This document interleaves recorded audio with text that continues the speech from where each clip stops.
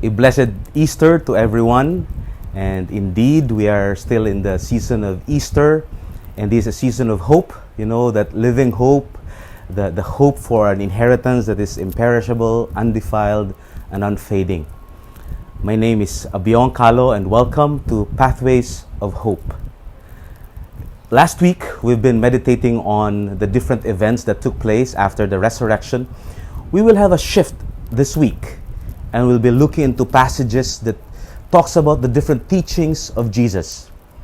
And today's meditation is from the Gospel of John, chapter 3, verses 1 to 8.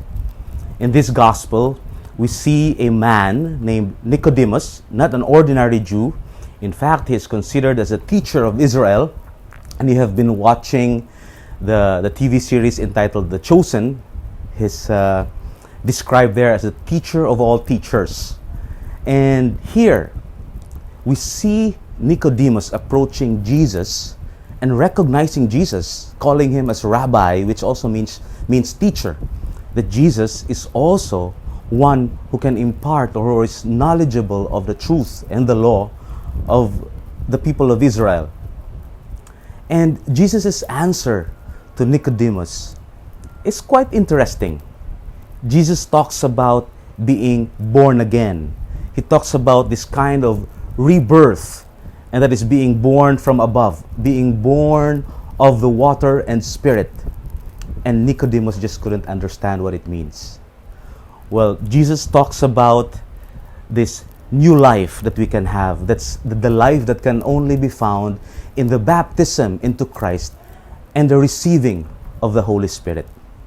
I just would like to contrast two things here.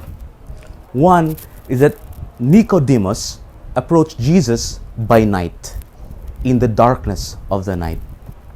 He approaches Jesus, who is the light of the world. You see, darkness symbolizes ignorance. It symbolizes confusion.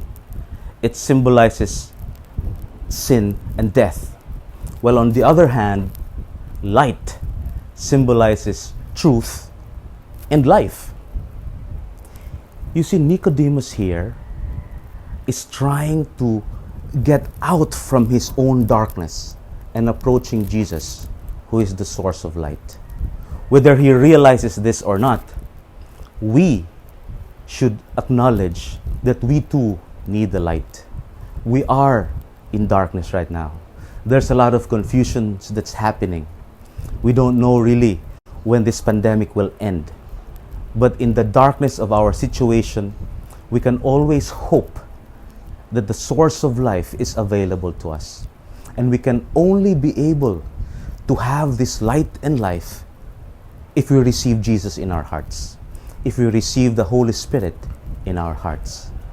So my dear brothers and sisters, in the confusions that we have right now, let us approach to Jesus, the source of truth, the source of light, and the source of life.